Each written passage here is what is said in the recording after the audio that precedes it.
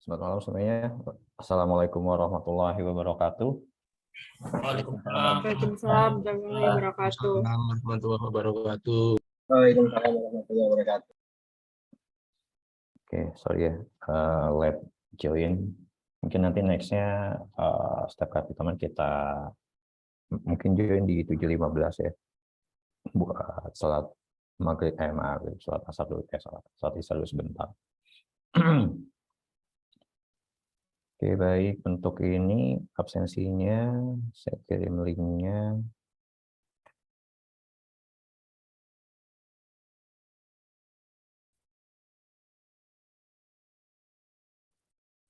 Ini linknya.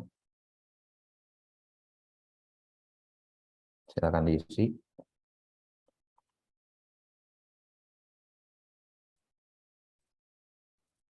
Kalau ini materinya, belum saya update di e-learning.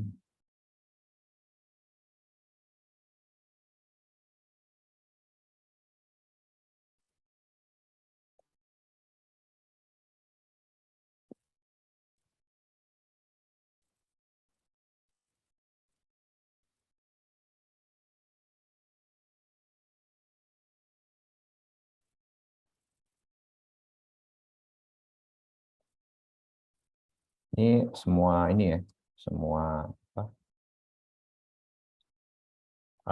Semua kelas ya, semua jurusan ya. TI, SI sama informatika ya, benar.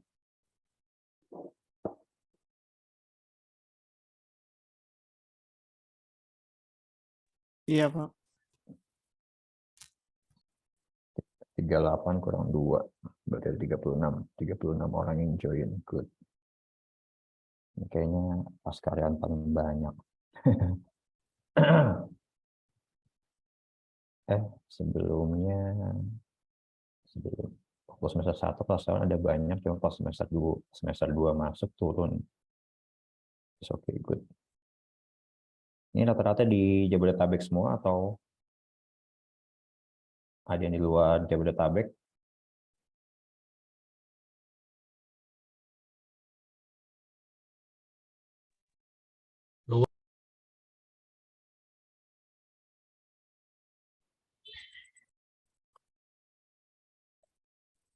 Masih pada di kantor ya? Pada sampai rumah nih.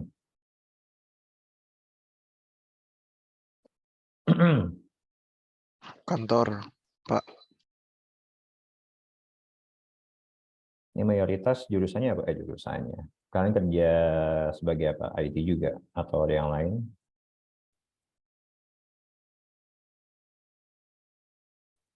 Wih, dari Makassar, Muhammad Fakri, Burhanuddin.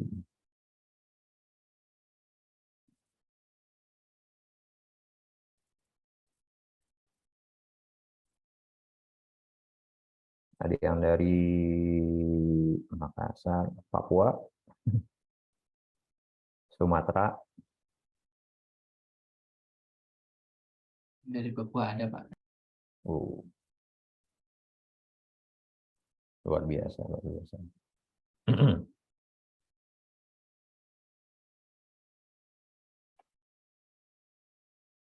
Kalau Papua jam segini berarti udah jam 8 ya? 8 malam ya di sana ya? Jam 9, Pak. Jam 9. Jam 9, waduh. Jam 9 berarti ini ya dong. Udah tinggal tenaga terakhir dong.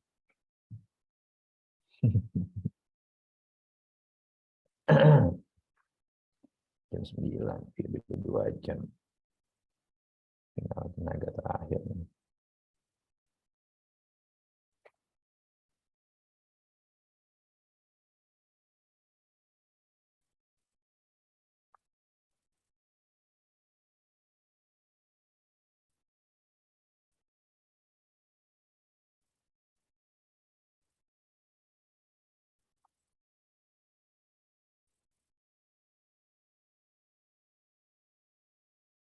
Oke, apakah sudah diisi?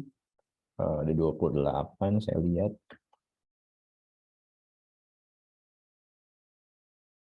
Delapan orang yang sudah isi.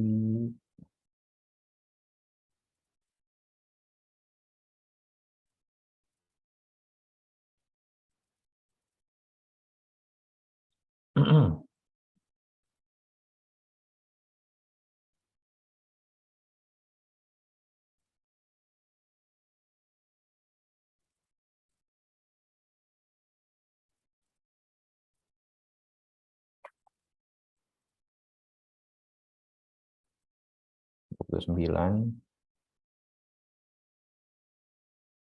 realitas dari TI ya.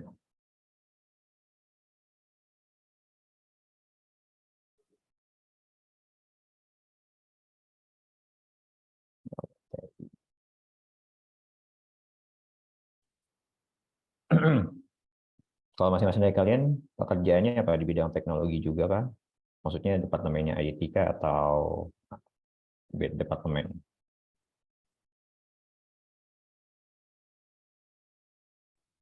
Satu. Wow. Industri kreatif hiburan, Pak. Industri kreatif hiburan.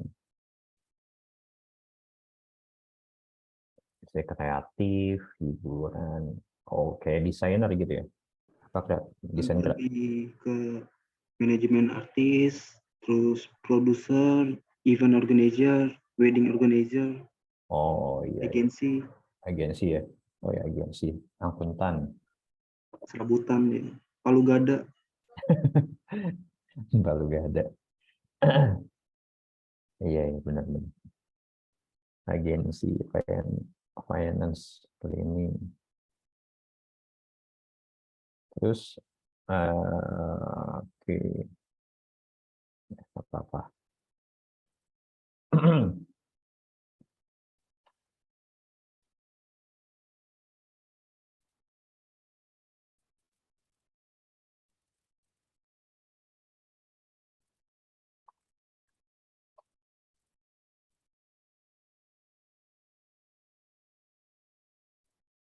Kalau tadi apa namanya agensi ya, agensi.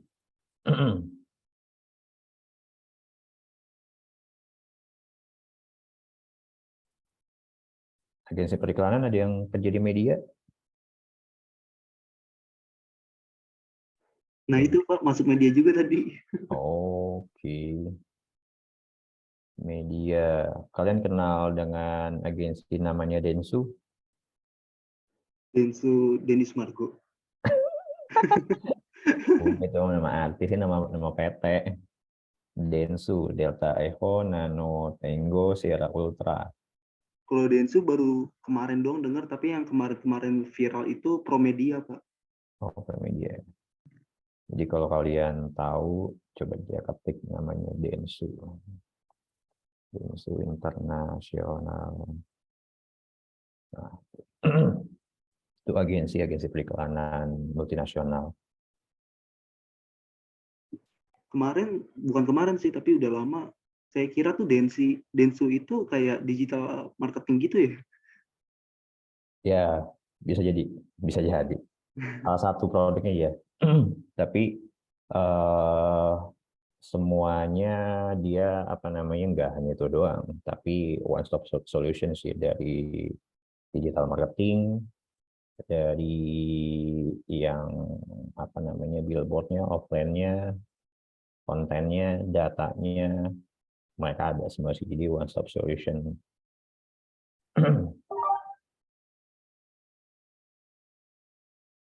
Jadi kalau di Indonesia letaknya ada di daerah Jakarta Selatan, dekat terminal, jadi ada gedung namanya Menara Sentaya di situ kantornya. Kurang lebih 1.000 orang, tapi orang jarang masuk. Orangnya masuknya suka-suka.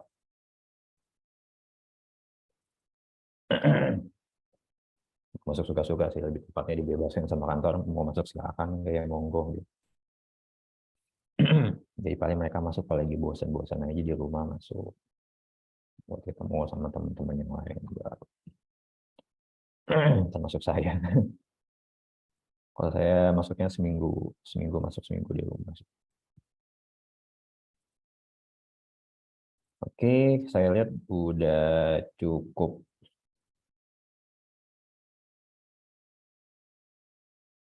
Tiga 35. harusnya sih udah dari 40 tinggal 3 orang lagi. Harus sih udah ya. Udah, maksudnya tinggal tunggu loading sih biasanya. 46 keren. Ini mahasiswa apa namanya? Eksekutif. Ya sih, kalau biasanya kan karyawan itu disebut eksekutif ya. Terbanyak nih 48. 48 orang, di 47 nambah lagi terus. Berarti mayoritas banyak yang dari karyawan, tapi bagus. Banyak juga kalau dulu kan susah ya nyari kelas karyawan yang bisa online. Karena kepikiran lu pengen kuliah sambil kerja, cuman ya alhamdulillah belum pernah ngerasain. Baru pengen doang. Ngerasain pas waktu ngambil S2. Ternyata kuliah sambil kerja tuh benar-benar apa ya? Benar-benar bikin pusing. Untungnya cuma 2 tahun. Kalau 4 tahun saya nggak bisa bayangin. Udah kuliah, kalau S2 itu kan adanya Sabtu ya, cuma Sabtu kuliah, Minggu ngerjain tugas, Sabtu kuliah, Minggu ngerjain tugas. Pokoknya udah nggak bisa kemana-mana deh. Udah gitu nggak ada liburnya lagi. Liburnya kalau pas lagi hari raya besar aja sih. Sisanya lainnya nggak ada. Jadi benar-benar suntuk. Oke, baik. Yang belum absen, silakan absen. Di sini ada 47. Oke. Dan tadi kembali lagi, yang PT Densu, jadi kalau kalian tahu yang untuk yang agensi, di agensi perikanan, multinasional, yang apa sih namanya, punya Jepang sebenarnya, awalnya punya Jepang, dia merger sama Den Aegis, jadi namanya Densu Aegis. Walaupun terus sekarang setelah 5 tahun merger, Den Aegisnya dibuang di Densu aja, Densu Internasional. Jadi dia apa namanya, punya market itu luas, satu dunia berarti ya, ada Eropa, Amerika, Asia, bagi 3 regional. APAC EMEA sama Amerika, yang itu Eropa. Jadi kalau ini ya seperti tadi ada yang agensi Digitalia, yang non digital juga iya. Oke, kalau gitu kita mulai aja. Jangan lupa ya, yang baru join untuk apa namanya, absensi, sama satu lagi kita buat apa namanya, grup ya, grup chat di Telegram. Tolong bisa buatin grup chat di Telegram, terus share ke sini. Fungsinya buat apa? Buat update info kalau ada sesuatu hal yang perlu saya share ke kalian. Kalau dulu di senior tuh ada namanya Fajar yang sering ini sih, yang sering apa namanya, koordinasi dengan teman-teman.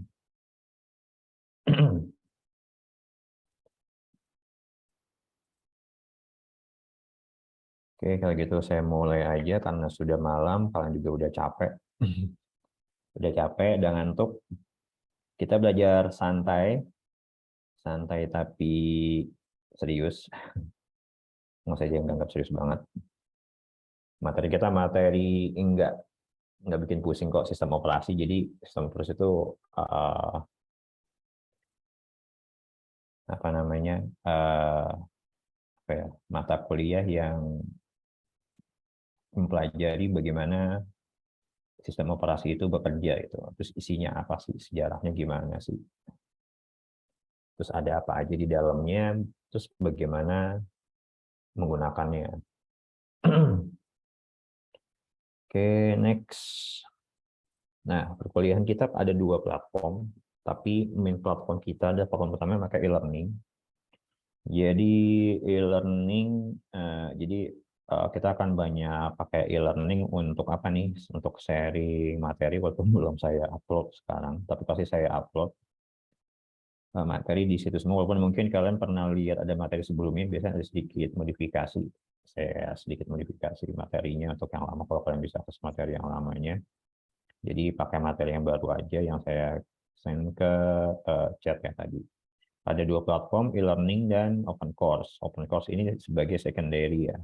Jadi kalau kalian yang apa namanya mungkin habis kerja lebih suka banyak belajar, pakai open course is okay, bagus. Kalian cukup jalan open course. UTS-nya, UAS-nya kalau sudah kasih tahu info ke saya, kalian nggak perlu ikut apa namanya perkuliahan dari yang sekarang ini kayak seperti ini pakai Zoom. Jadi cukup dari open course saja. Cuman kalau kalian nggak bisa, jangan coba-coba ya. Maksudnya gini, ada case adalah case-nya contoh kasus dia bilang Pak saya mau pakai open course aja, ternyata dia udah nggak masuk, nggak pernah ikut kuliah, ternyata open course-nya dikerjain juga gitu loh. Jadi sayang banget gitu, sayang waktunya, sayang uangnya juga, udah apa namanya, jadi setengah-setengah lah, otomatis ketika setengah-setengah ya nilainya ya amburadul gitu. Jadi kalau kalian mau pakai open course boleh, tapi konfirmasi ke saya ketika kalian sudah menyelesaikan UTS UAS-nya. Kalau enggak ya jangan coba-coba gitu, karena sayang di waktu kalian dan sayang di apa namanya biayanya juga. Otomatis kalau kalian nggak ada, ngulang lagi kan tahun depan. Nanti kelulusannya lebih lama lagi karena harus ngulang mata kuliah yang tidak lulus. Seperti itu.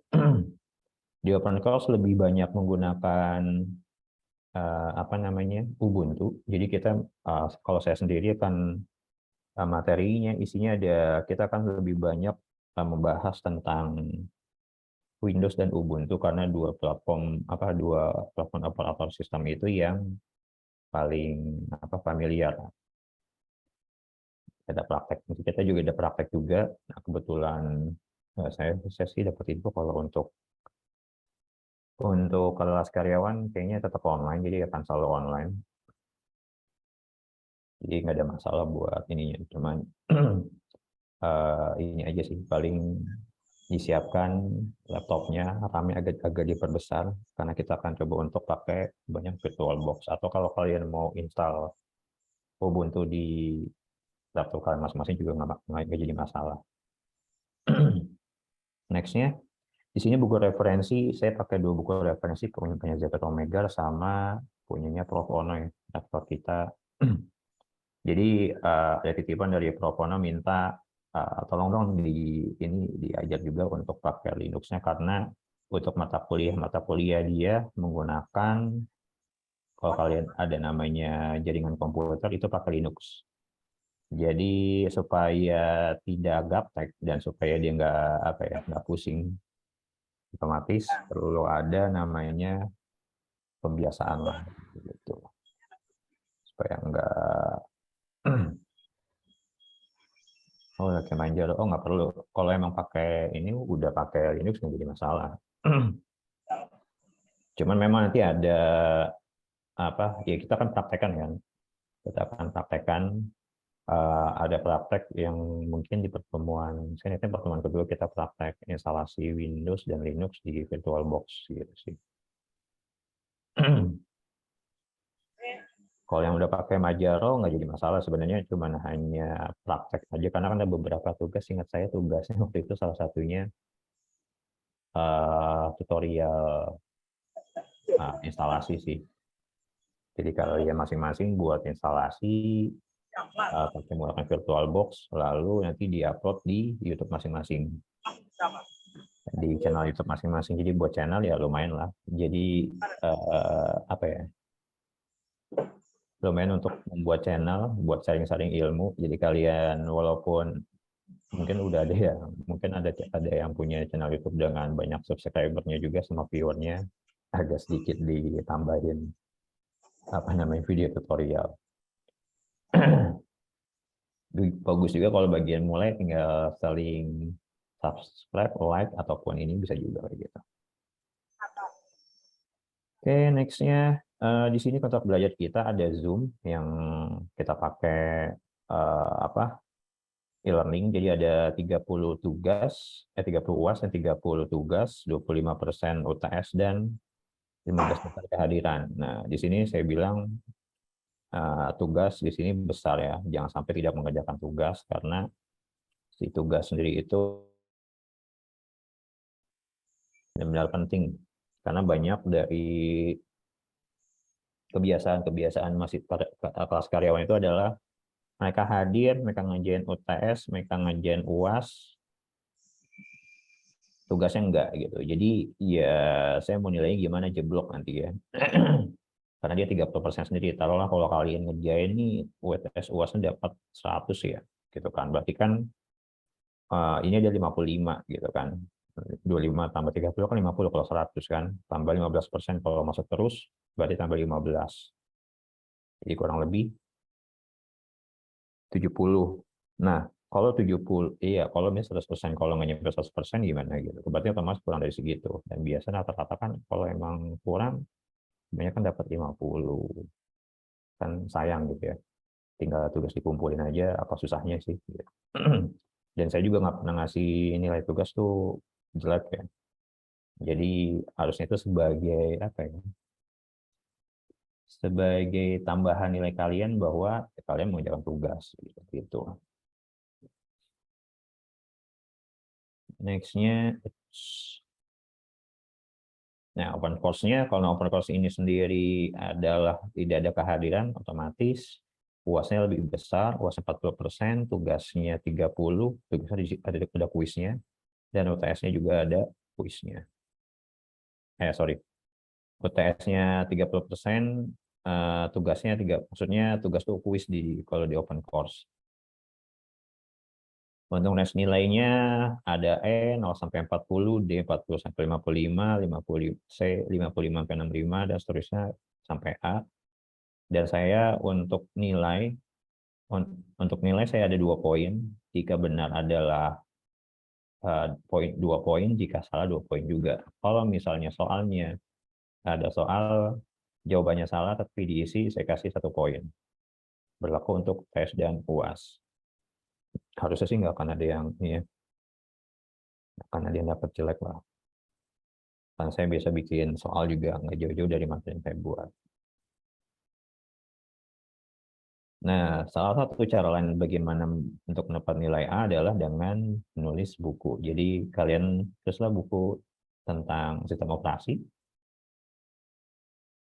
lalu terus kalian sharing ke saya sama ke Prof. Ono untuk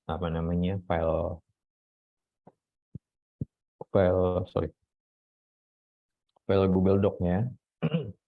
Jadi Google Doc-nya di-share, nanti kita akan dampingi untuk pembuatannya seperti apa, isinya bagaimana supaya nggak salah, udah banyak-banyak nulis itu salah gitu ya. Udah banyak ketik salah atau salaman. Ketika sudah dan sebelum UAS, nah nilai kalian 100. Itu pun bisa, saya ingat saya, itu pun juga bisa dipakai untuk kalian skripsi, jadi kan nggak perlu skripsi lagi. Gitu. Saya seperti itu, jadi cukup buat bikin buku, kalian nggak perlu ikut skripsi. Dan kalian bisa dapat nilai A juga untuk mata kuliah tersebut. Atau kalian mau bikin buku dengan yang lain, dengan ini yang lain juga bisa. Lalu next-nya, nah ini untuk apa sih namanya? Jadi device yang dibutuhkan ya gitu. Ini nggak perlu akses ke database lokal kampus, nggak perlu karena nggak ada VPN-nya. Space hard disk ya kurang lebih ya 150 cukup lah sebenarnya. 150 cukup yang kosong atau 100 GB kosong. Jadi kalau buat instalasi virtual kan kalau coba mungkin pakai kan kalau Windows itu kan kurang lebih 80 ya, 40 GB. Kita pakai yang pakai kecil aja Windows 7, saya lupa 7 berapa 60. Kalau untuk Ubuntu kan cukup 20 ya. Kalau buat virtual jadi kurang lebih 70-80. Jadi ya kurang lebih hanya 100 lah, ada lebih dikit. Pakai versi yang mana terakhir? tahun yang lalu 1504, tapi saya belum cek lagi. Atau pakai yang lebih rendah boleh, atau tadi aja pakai yang apa Mojaro juga nggak apa-apa. Yang penting sama-sama Linux sih. Ya boleh, enggak. Silakan bertanya. Pak, di open course kan ada kuis tuh Pak, setiap itu ya, setiap materi tuh. Kuisnya kan Betul. maksimal 10 tuh Pak. Kita minimal harus dapat berapa ya Pak? Dari setiap kuis. Kuisnya bukan, kalau kuis itu ya sebagus-bagusnya bukunya 10. Karena kan 10 ya Pak. iya, sebagus-bagusnya kalau kalian intinya gini, enaknya di open course itu kan kalian bisa ngulang-ngulang terus diulang gitu kan, mendapatkan hasil. Nah yang diambil yang nilai terakhirnya, bukan nilai yang belakangnya.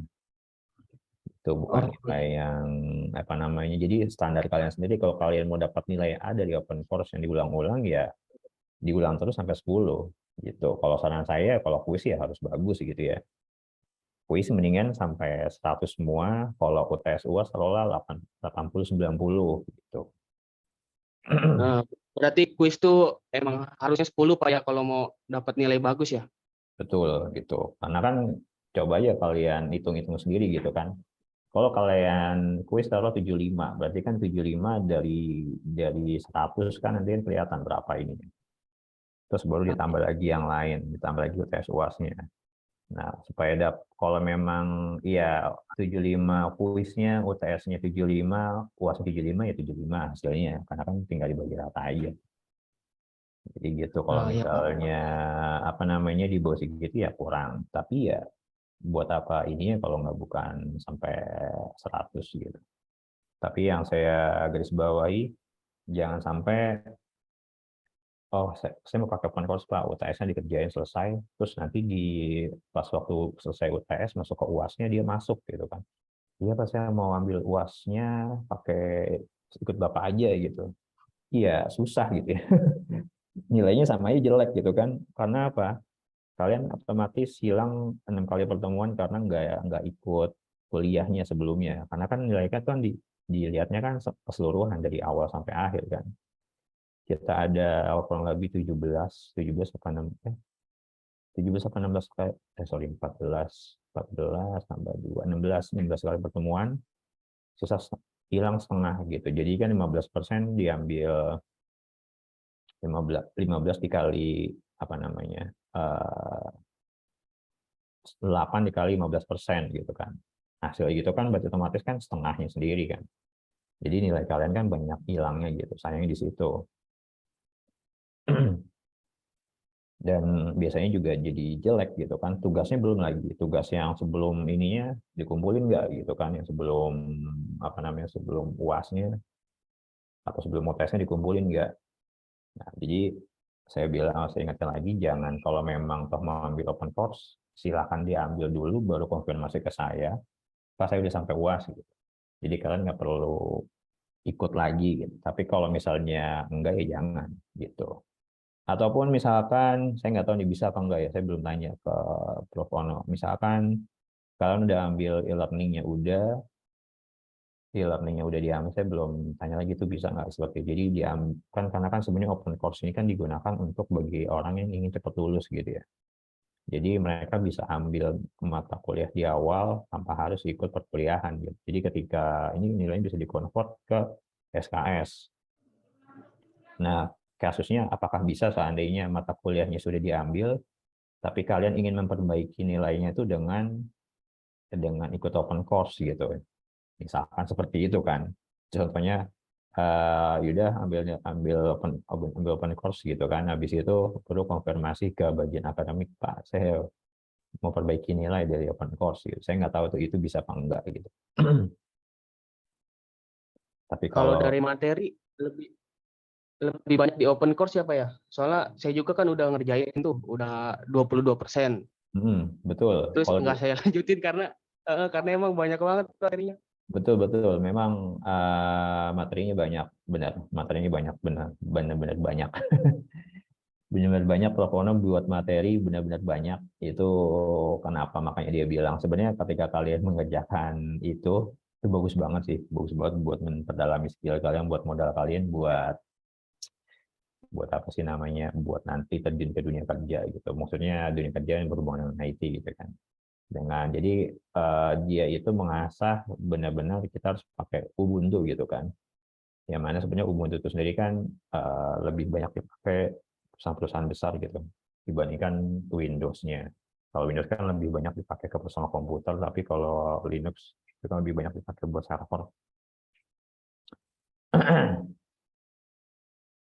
Nah, untuk itu kalian juga bisa ya bikin itunya juga, bikin loginnya juga, akunnya juga. Nah, setelah itu baru dikonfirmasi ke saya. Paling saya nanti minta Propono untuk namanya narik data dari open course ini. Seperti itu. Atau kalian mau coba tanya untuk bagi kalian mata kuliah yang sudah terlewat dan jelek-jelek tuh bisa nggak? Kalau saya nggak tahu itu bisa apa enggak sih. Tapi kalau secara logik harusnya bisa ya. Kalau memang secara logik harusnya bisa. Kenapa? Kalau memang tujuannya adalah apa sih namanya, memintakan mahasiswa, ya itu udah tercapai, achieve gitu kan. Karena secara materi lebih deep, lebih luas, dan ya memang nggak mungkin dibahas semua dalam mata kuliah yang apa namanya, mata kuliah resmi gitu. Maksudnya kuliah resmi. Kalau Pak, kalau boleh tahu Pak, kan ada beberapa mata kuliah yang belum ada di open course. Kira-kira ada kemungkinan nggak Pak semua mata kuliah kita ada di open source? Ada kemungkinan, tergantung dari dosennya. Karena kalau saya sih ada niatan pengen saya masukin semua ya. Oh ya Pak, dan kan saya juga bukan jago IT tapi lagi giat banget bikin website aplikasi pakai tools yang terbaru kayak JavaScript kan yang paling populer React, framework-nya Vue. Kalau backend kan yang paling bagus pakai Golang ya Pak. Itu saya bikin misalkan buku, membangun website dengan mencampurkan web API sama si front end, terus saya jadikan buku tutorial tersebut, itu masuk kriteria nggak sih Pak? Oh bisa itu, bisa. Jadi mungkin kriteria tapi bukan kriteria materi saya, tapi kriteria yang lain gitu. Dalam arti kriteria di mana kalau kalian bikin buku, misalnya tadi kan kamu bikin ada Golang, ada ininya, bikin tutorial, bikin website atau aplikasinya dari A sampai Z gitu ya, nggak apa-apa, itu dibuat aja. Itu bisa, seingat saya itu bisa karena saya ingat banget Propono tuh selalu bilang ini ada satu mahasiswa reguler yang membuat buku tentang apa sih, Linksys ya, produknya Linksys gitu. Jadi kampus itu ada MOU dengan Linksys, saya lupa Linksys itu apa ya, MOU dengan Linksys, cuman di mana Linksys itu mereka kasih ini, tapi mereka minta udah bikin aja bukunya gitu. Akhirnya ada satu mahasiswa yang reguler yang mereka lagi apa namanya mengerjakan itu gitu kan. Nah itu setahu saya itu dia itu nggak perlu bikin skripsi lagi, cukup dari situ aja. Karena kayak kamu juga kan, kalau saya pikir kan apa sih tujuan skripsi itu kan, memang macam-macam, goalnya kan macam-macam. Apa namanya, ada yang goalnya lebih ke apa namanya research, ada yang lebih ke end product gitu kan. Kalau yang saya lihat, kalau kita sebenarnya lebih fleksibel gitu. Kalau misalnya Propono pernah bilang ngomong kayak gitu bisa, berarti punya kamu juga bisa. Jadi tanpa disadari kamu nggak perlu apa namanya bikin skripsi, itu udah selesai. Karena apa ya, kamu udah buat buku, udah diterbitin gitu loh. Karena kan ketika skripsi apa sih yang diuji gitu kan? Skripsi itu kan yang diuji ketika macam-macam sih, memang saya bilang macam-macam. Tapi kebanyakan adalah apa sih yang bisa kamu dapat setelah sekian lama kuliah gitu kan. Ilmu apa yang kamu dapat, kamu bisa terapkan selama kuliah. Gitu kan. Terus kamu, ya yang kamu tadi bilang kamu pakai Golang, terus kamu tambahin beberapa dengan ininya untuk membuat aplikasinya. Nah, dan kamu jelaskan itu semua di buku kurang lebih 2 lembar, ya udah bagus. Buat mahasiswa bagus, buat kampus juga bagus. Punya otomatis kampus akan terangkat nilainya karena dia punya apa, oh mahasiswanya bagus nih, mereka rajin nih bikin kredit, bikin buku gitu. Karena apa, buku itu Kalau buat dosen, itu dia punya kredit paling tinggi, itu 40 poin. 40 poin untuk apa? Untuk kenaikan pangkat. Pangkat, apa namanya, jabatan fungsionalnya. Ya, kayak misal kalau kalian lihat Propono itu termasuk orang yang punya bukunya itu banyak. Gitu. Dia bikin buku,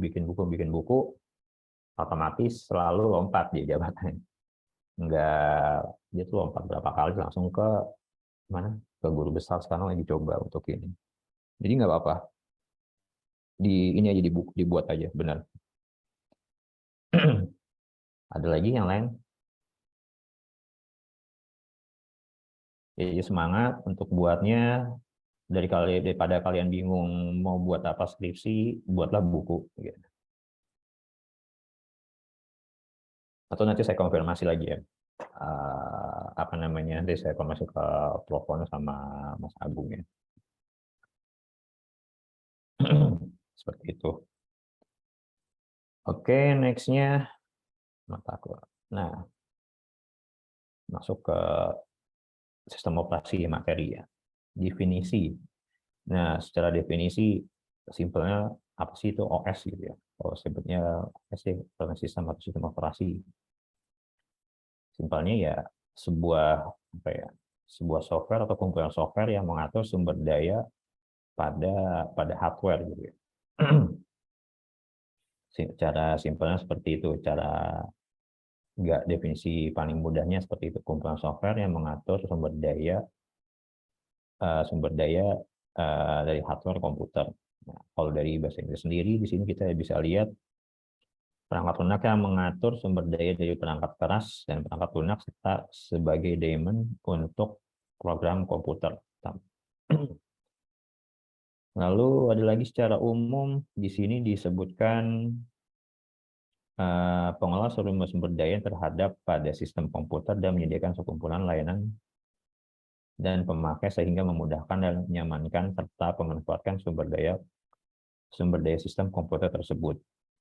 Nah, seperti ada fungsinya itu sendiri, ada input, output, alokasi memori, apalagi sebagai perantara juga, dan seterusnya. Contohnya di sini mungkin kalian sering tahu ada Android, ada BSD. Biasanya saya belum pernah lihat bentuknya seperti apa. Yang pernah saya tahu ya iOS, Linux, macOS, Microsoft, IBM pun saya belum pernah lihat. Setahu saya IBM ini lebih banyak pakai di ini ya, kayak S5000, S400 gitu. Biasanya dibuat di bank.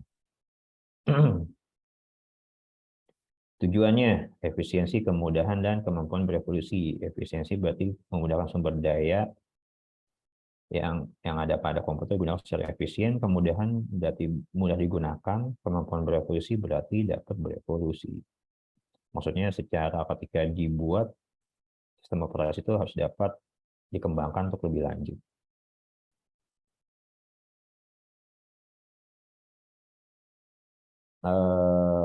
Saya kurang tahu sih yang ini.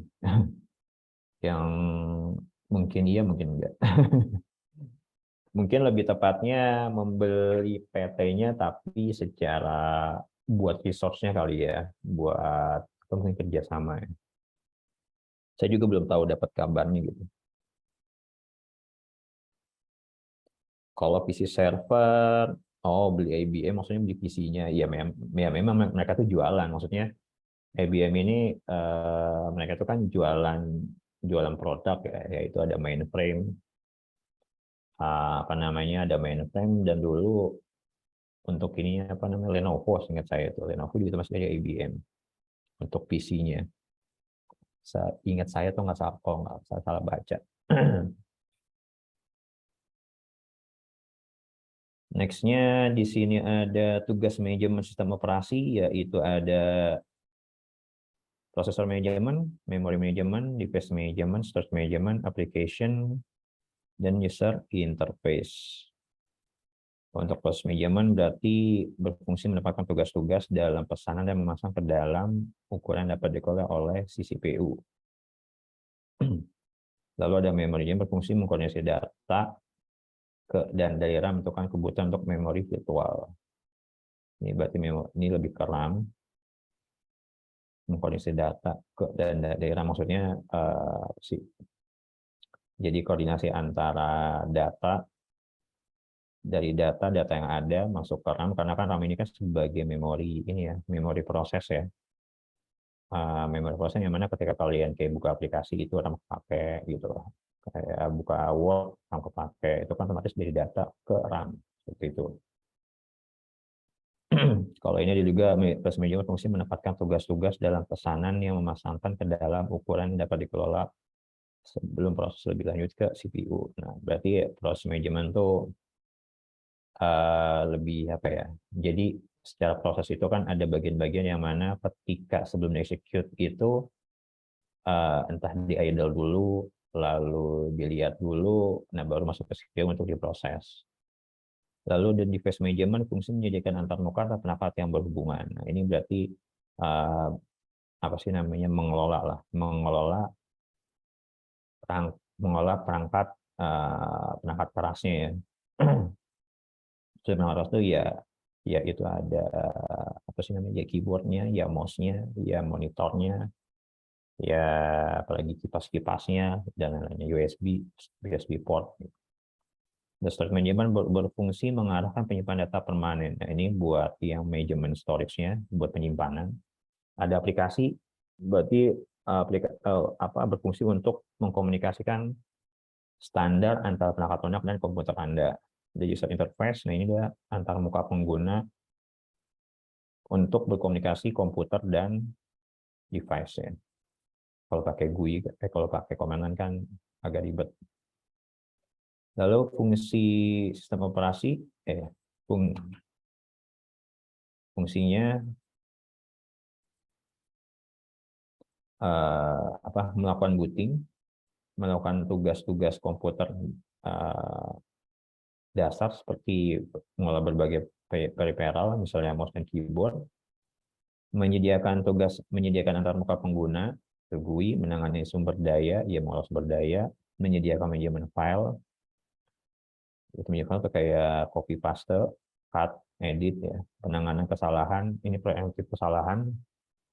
Kalau misalnya kejadian tiba-tiba laptop itu baterainya habis, itu sebelum, untuk pencegahan lah, sebelum itu habis biasanya ada notifikasi baterai low, tandanya suruh di save, ataupun yang lebih canggih lagi udah dinotifikasi baterai low, tapi ada recovery datanya. Jadi datanya nggak langsung hilang gitu. Nah, komponen ini ada kernel, eksekusi kernel, interaksi. Kernel itu adalah perangkat lunak yang menghubungkan perangkat lunak aplikasi ke perangkat keras komputer. Ini seperti driver tapi bukan driver ya.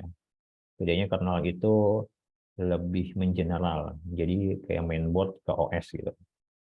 Eksekusi program itu menjalankan program, jadi salah satu komponennya si OS itu dapat menjalankan program. Interaksi OS itu juga dapat diinterupsi. Interupsi maksudnya misalkan kalian lagi menjalankan sesuatu, tapi sebenarnya kalian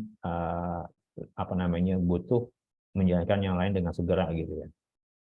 Nah, itu maksudnya interupsi. Jadi ketika interupsi, proses itu di hold, masuk ke idle, lalu yang punya high priority lebih tinggi dijalankan lebih dahulu. Gitu ya. Mode di sini ada dua, mode protector dan mode supervisor. Nah, kalau sini ada mode supervisor. Nah, mode ini digunakan oleh kernel sistem operasi untuk tugas-tugas tingkat rendah yang membutuhkan akses tidak terbatas ke perangkat keras. Seperti menandakan bagaimana memori ditulis dan dihapus dan dikomunikasi dengan perangkat seperti kartu grafis ya. Lalu ada protected mode. Nah, ini sebaliknya digunakan untuk hampir segala sesuatu yang lain. Aplikasi yang beroperasi dalam protected mode akan hanya dapat menggunakan perangkat keras melalui komunikasi dengan kernel yang mengontrol segala sesuatu dalam supervised mode. Ketika komputer pertama kali dijalankan, maka secara otomatis berjalan dalam mode supervisor. Nah, jadi kalau yang komputernya nyala, itu adalah mode supervisor sampai ke Windows, itu juga mode supervisor. Tapi kalau ketika kalian masuk ke BIOS, itu adalah protected mode. Oh iya, silakan Habibi. Udah pernah kerja lagi. Yang penting absen dulu ya. Lalu ada lagi memori virtual. Ini memori virtual adalah memori yang ya kalau di sini disebutnya dapat menipu program ya. Tapi ada secara ini adalah memori yang diambil dari storage dari hard disk ya. Jadi kalau semakin bagus storage-nya biasanya semakin cepat. Kalau misalnya storage-nya pakainya SSD otomatis hampir mirip kayak RAM walaupun nggak mirip, kalaupun secara speed nggak mirip banget gitu. Multitasking berarti adalah sistem operasi dapat mengerjakan sesuatu secara satu atau dua tugas secara bersamaan. Context switching adalah pertukaran pemberian kontrol, atau saya bilang nyebutnya pertukaran sih kan lebih ya secara harfiahnya switching antara pemberian kontrol antara kernel gitu. Jadi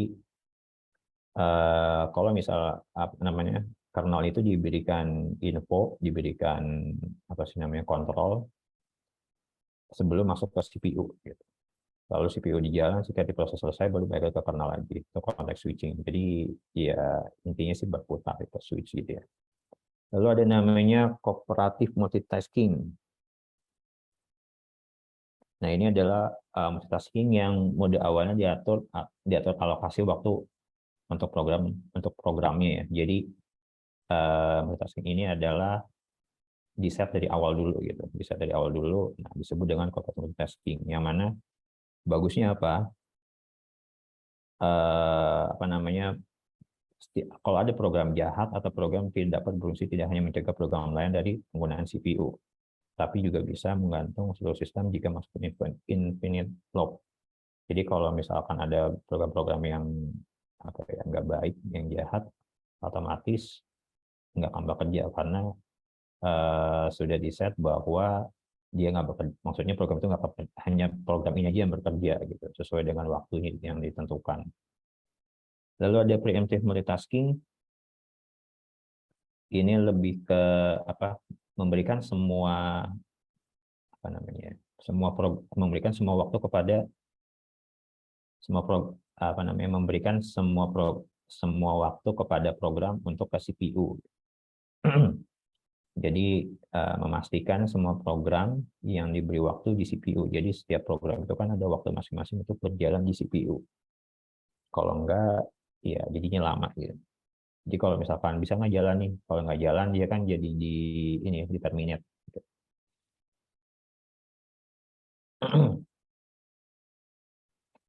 Lalu next-nya ada akses disk dan file system. Akses disk otomatis adalah namanya bisa mengakses sebuah disk atau storage penyimpanan, dan file system adalah file yang hanya dapat dibaca oleh si sistem operator tersebut. Contohnya kalau Windows ada NTFS, ada FAT32, ada apa lagi biasanya, saya lupa. Tapi kalau ada si Linux itu ada jurnal, ada X3 atau X4 ya, saya lupa ini. Yang biasa juga ada di kalau kalian suka ngoprek Android, dia di Android juga sama. Nah, dan juga di uniknya, uniknya kalau di Unix itu dapat mendukung hampir semua file system ya. Dia dikenal dengan virtual file system atau VFS. Jadi bisa membaca beberapa file system dari operator sistem lainnya. Wajar sih karena ya Unix kan plus operator system. Jadi otomatis biasanya ngambil dari sini semua gitu.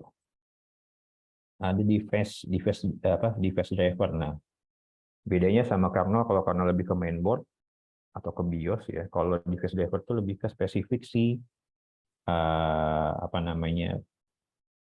ke hardware-nya gitu ya. Kayak seperti VGA, ada lagi touchpad, ada lagi WiFi, nah seperti itu. networking, jaringan. Jadi sistem operasi juga punya komponen jaringan yang biasanya dipakai buat berkomunikasi. Biasanya juga untuk dibuat transfer antar data juga, dipakai untuk apa lagi? Untuk buat print, scanner, dan seterusnya. Lalu security, nah di security ini sistem operasi itu biasanya standarnya ini ya, apa? Password ya. Biasanya suka ada passwordnya. Di sini disebut privilege dan non privilege. Biasanya privilege itu ya sesuatu yang di protect ya. Kalau yang non privilege di protect.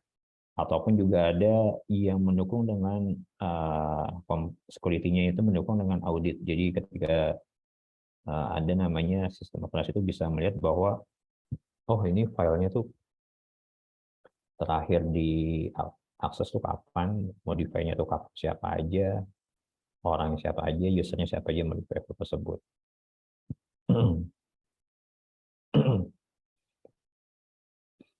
Lalu nextnya tipe-tipe sistem operasi. Ada real time, multi-user, multitasking, single tasking, lalu ada lagi apa nih?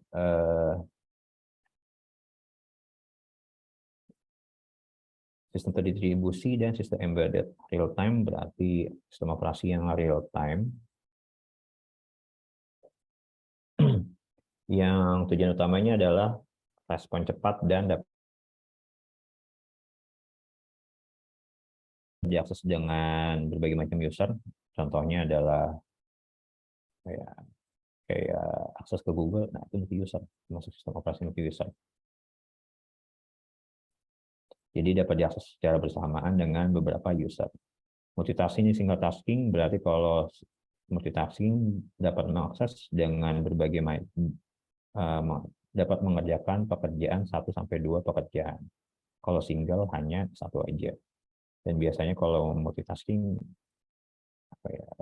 sebenarnya secara kasat mata cuman dikerjakannya sebenarnya sih sekuensi berurutan ya. Cuman karena cepat kelihatannya bareng-bareng. Sistem terdistribusi ini adalah yang terdistribusi mengatur sebuah kelompok dari komputer yang independen dan membuat mereka tampak seperti satu buah komputer. Nah, biasanya kalau yang saya tahu ini kayak desktop virtual. Terus lalu ada yang embedded. Nah, sistem embedded itu sistem yang apa sih namanya terembed, yang nggak bisa diapa-apain lagi gitu, yang cuman ada di situ aja, gitu. Yang nggak bisa dipindah-pindahin lagi. Kayak contohnya ada PDA, ataupun misalkan apa ya, mungkin kayak telepon, ataupun kayak tombol telepon ya cuma itu aja di situ aja. Ataupun simpelnya apa yang agak lebih visual lebih ke PDA, microwave, terus apa lagi, tombol-tombol yang ada di mesin cuci juga sama. Sistem embedded. Nah, ini contohnya mungkin kalian udah pernah lihat ya, di Unix dan Unix Lite. Ya, ini jadi awal sistem operasi itu ditulis dengan bahasa mesin supaya lebih mudah bahasa mesin bahasa mesin itu dioperasikan adalah namanya bahasa assembly. Nah, dari bahasa assembly itu baru nanti dia muncul ke bahasa BCPL atau dikenal dengan bahasa B, lalu ke bahasa C untuk bahasa yang tingkat tingginya. Lalu ada juga BSD dan turunannya. Jadi BSD ini adalah keluarga Berkeley Software Distribution. Nah, isinya apa? Ada FreeBSD, NetBSD, dan OpenBSD. Ada OS dari Apple.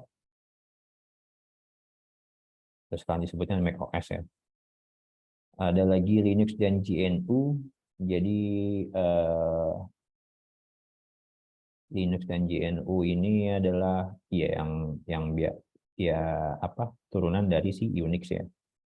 Karena dulu Unix itu berbayar, ya untuk inilah versi free dari si Unix. Walaupun enggak 100%, tapi cukup. Google Chrome OS dari Google. Saya nggak tahu nih basicnya apa dia. Linux juga berbasis karena Linux. dari Google. Sebentar. Kayaknya ini saya lobet nih.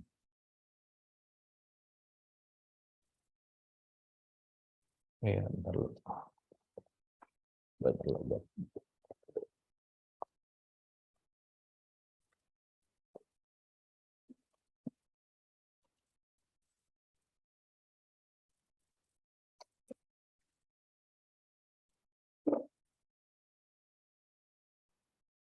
Oke, sekarang lanjut.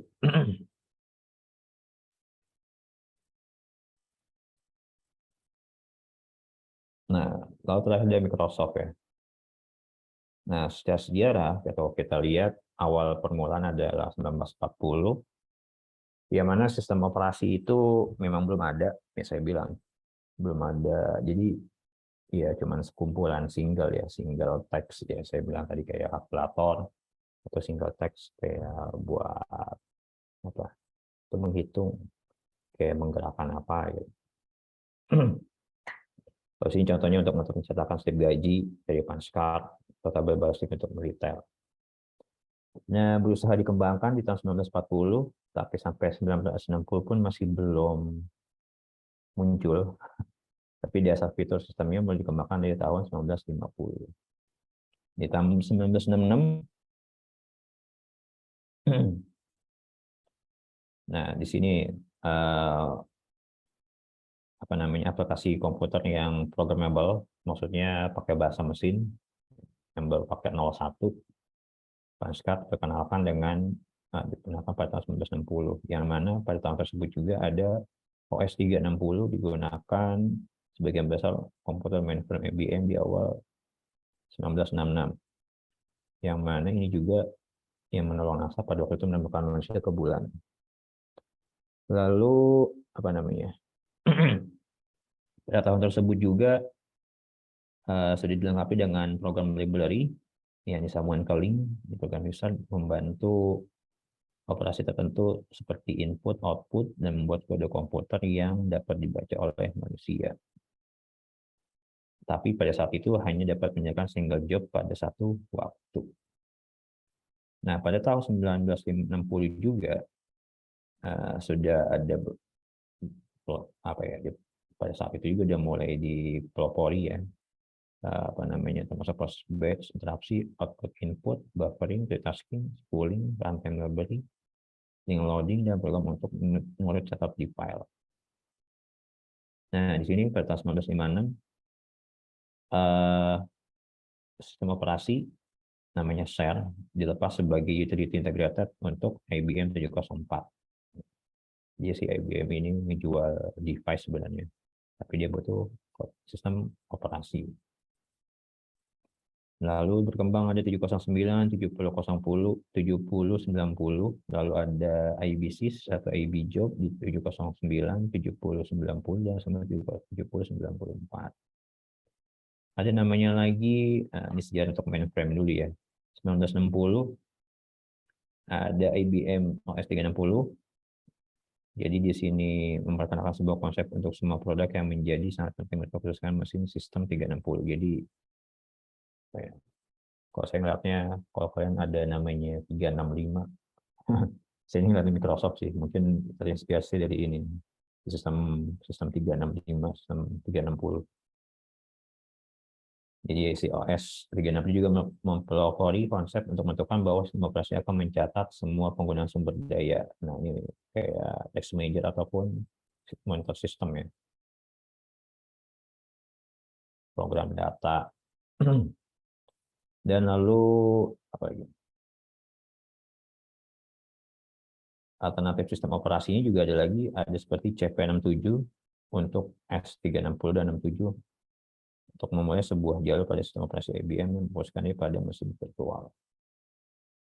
Nah, lalu yang lain-lainnya untuk mainframe IBM S360 itu ada COS, ada DOS, Disk System, ada Compatibility Operating System, TSS, Team Signing System, ada TOS, Type Operating System, ada BOS, Basic Operating System, ada ICP, Airline Control Program, dan termasuk yang bukan non IBM ada MTS, Michigan Terminal System, ada Music Multi-User System for Interactive Computing, sama Orville ya, Stanford Time Sharing System. Lalu di tahun 1990 juga Control Data Corporation mengembangkan sistem operasi yang namanya SCOOP untuk batch processing. Di tahun 1961, Border Corporation memperkenalkan B5000 di tahun 1961 dengan sistem operasi MCP. Nah, B5000 ini B5000 ini dirancang untuk sebagai stock mesin untuk mendukung bahasa tingkat tinggi tanpa bahasa mesin atau assembler. Dan MCP adalah sistem operasi pertama yang ditulis secara eksklusif dalam bahasa tingkat tinggi. Di tahun 1970-an, di sini ada kerjasama dengan University Minnesota atau sistem operasi Kronos yang selanjutnya disebut dengan NOS, dikembangkan pada 1970-an. Lalu di akhir 1970-an, Control Data University Illinois mengembangkan sistem operasi bernama Plato yang menggunakan display plasma panel dan jaringan time sharing jarak jauh. Nah, di sini juga cukup inovatif ya si Plato ini, karena pada masanya ada fitur real-time chat dan game grafis multi-user. Univac, nah Univac ini pembuat komputer komersial pertama yang memproduksi sistem operasi ESEC seperti halnya sistem mainframe. Nah, di sini ESEC berorientasi batch yang mengatur drum magnetic, disk reader, dan line printer. Nah, saya masih ngerasain dulu pakai apa namanya, disket ya. Disket itu zaman saya SD. Walaupun nggak punya, cuma ngeliat aja sih, ngotak-ngatik punya saudara. Jadi tahun 1970-an Univac membuat real-time basic atau RTB system yang mendukung time sharing skala besar yang diturunkan dalam remote BC system. Di akhir 1960-an hingga 1970-an, nah di sini namanya berevolusi hardware-nya, juga software-nya di-porting agar berjalan lebih dari satu sistem.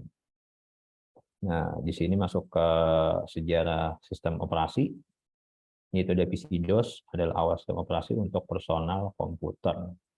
Yang awalnya dulu adalah CLI ya, command line. Dan lalu pada saat juga macOS dari Apple Computer menjadi sistem operasi pertama yang menggunakan graphical user interface ya, GUI.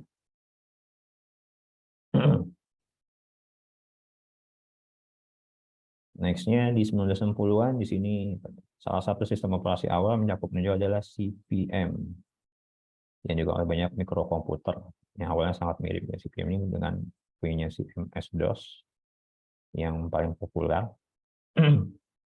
karena dipilih sebagai sistem operasi IBM PC versi IBM dari MS-DOS. Nah, disebut IBM DOS pada tahun 1980-an. Nah, kalau si Apple sendiri adalah meninggalkan seri Apple II yang populer menggunakan Apple Macintosh. Nah, kalau pada saat itu berarti Macintosh digunakan pada tahun 80-an. Yang dikenal dengan grafika apa namanya? macOS ya. Lalu si Intel dengan perkenalnya Intel 8368 dengan seri 32 bit dan kemampuan paging. Jadi sebenarnya OS itu ketika dia hardware yang berkembang, otomatis si operasi sistem juga harus ngikut juga gitu. Nah, maka komputer personal mempunyai kemampuan untuk menjalankan sistem operasi multitasking seperti mini komputer dan mainframe yang awal. Nah, ketika ada Intel 8380 32 bit, nah langsung tuh bisa pakai buat multitasking. Lalu Microsoft merespon dengan mengambil Dave Cutler yang mengembangkan sistem operasi NVMS Digital Equipment Corporation. Nah, si Dave ini mengembangkanlah Windows NT yang mana sebagai cikal bakal bisa dibilang apa sih, arsitektur dasar buat si Windows. Jadi pertama Windows NT itu mengembangkan terus gitu. Lalu Steve Jobs ini pendiri Apple yang memulai dari Next Computer Inc. terus dikembangkan sistem operasi next type kemudian diambil oleh Apple Inc. dan digunakan bersama dengan kode FreeBSD. Makanya kan si Apple ini macOS ini turunannya Linux ya, Unix di macOS. Jadi enaknya Unix itu kan lebih ringan dibandingkan punya si Windows. Sama manajemen memorinya lebih bagus sih. Hierarkinya beda soalnya. Lalu di sini ada namanya Richard Stallman yang mengawali GNU Project. Tujuannya untuk membuat software yang benar-benar free sebagai pengganti sistem operasi Unix yang berhak cipta proprietary. Itu yang apa sih namanya? Yang pokoknya yang hanya dipakai kalau apa sih? Kayak Cisco. Ya Cisco itu punya Sistem sewa bukan? sistem, iya kayak sistem sewa lah, atau intinya keunggulan yang dimana apa sih nyebutnya, ya cuman hanya di dia aja gitu. Kayak contohnya apa ya, saya tuh lupa. Kalau di Cisco tuh apa, kalau di Microsoft apa agak-agak lupa saya. Jadi di Cisco tuh hanya bisa di Cisco doang, tapi di Microsoft itu nggak bisa. Intinya sih seperti itu. Saya lupa dulu itunya, fiturnya apa namanya.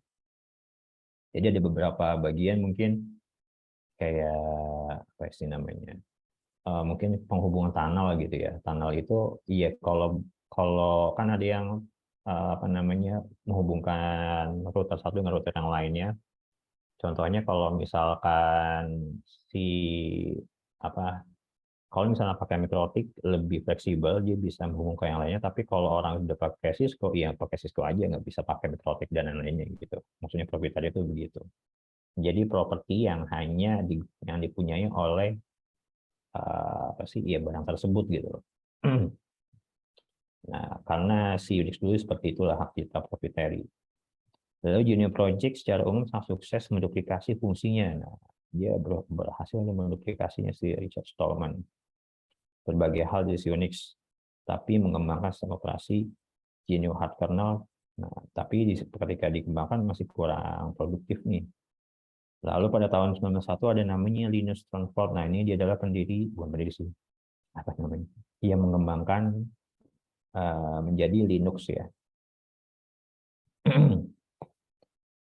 Dia dibantu oleh banyak relawan, kolaborasi melalui internet, melepaskan versi pertama kernel Linux. Tak lama kemudian merger dengan komponen GNU. Nah, itu komponen GNU untuk membentuk sebuah sistem operasi yang komplit. Nah, makanya bisa disebutnya Linux GNU gitu kan. Kalau kita lihat, kalau kita misalkan mau download juga begitu biasanya.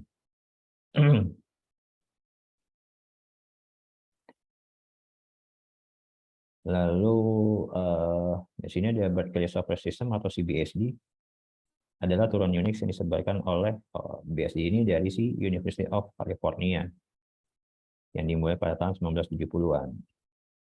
Nah, di sini di BSD disebarkan secara bebas, yang akhirnya namanya ada FreeBSD, NetBSD, dan OpenBSD. Saya ini nggak terlalu, ada yang pakai Linux ini biasa tadi siapa ya, yang pakai Mojaro. Nah, itu dia yang nyebutin proprietary. Iya benar tuh. Saya udah lama nggak megang, udah lama nggak pernah ngoprek-ngoprek langsung. Maklum kalau kalian kerja di perusahaan multinasional, biasanya spesifikasinya lebih spesifik lagi, fungsinya sedikit, kerjanya banyak gitu. Kalau dulu kan kalau yang kerja di lokal itu sebagai IT, kerjanya banyak, spesifikasinya banyak, tapi kerjanya sedikit.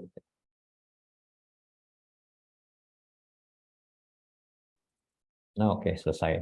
Sampai sini dia mau ditanya tentang materi kita.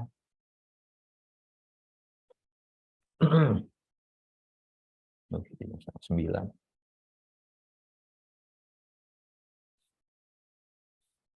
Sudah paham ya?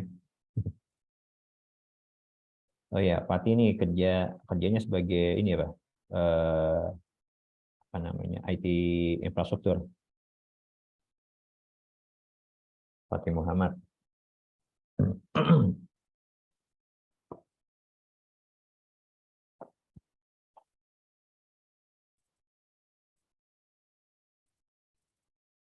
Oh, kayaknya nggak ada. Oke, itu aja.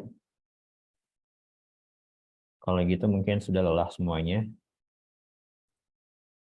Nah, nanti saya ya insya Allah minggu depan kita praktek apa namanya praktek instalasi untuk Windows ataupun Linux di ini ya di VirtualBox.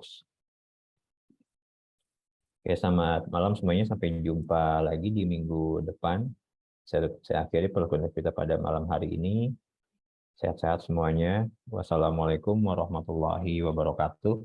Waalaikumsalam warahmatullahi wabarakatuh. Pak. Terima kasih, Pak. Nah, sebentar nih, saya mau jawab satu soal. Ada Angga Aditya. Oke, saya coba jawab Angga. Firmware itu termasuk OS kah? Gitu ya. Kalau saya nggak, bukan OS ya, lebih ke apa sih namanya? Lebih ke sejenis kernel dan sejenis kernel dan apa namanya driver ya. Jadi lapisannya itu dia di bawah OS sebenarnya. Fungsinya kan firmware itu sejenis apa namanya sejenis mirip-mirip driver yang kerjanya fungsinya menghubungkan antara perangkat keras dan si OS. Bedanya kalau driver lebih spesifik, kalau yang firmware-nya lebih ke umum. Yang mana biasanya untuk sekarang kalau kalian install Windows itu terlalu banyak butuh update firmware ataupun driver biasanya. Kalau ada update tiba-tiba muncul kering atau biasanya ada beberapa fungsi di laptop nggak jalan. Biasanya itu butuh update. Cek aja coba ke webnya, web official dari brand masing-masing kayak Dell, Asus ataupun yang lain, biasanya udah ada, ini perlu update dulu. Di situ aman. Ini seperti itu. Iya, soalnya saya pakai firmware OpenWrt yang dipasang di SDB. Betul? Iya, jadi firmware itu lebih ke di atasnya OS, jadi penghubung gitu, penghubung antara perangkat keras dan ininya, apa sih namanya, perangkat keras dan OS-nya gitu.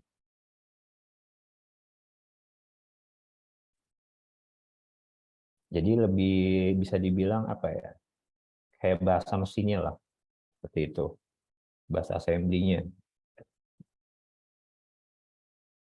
Masih belum bisa dikatakan OS gitu.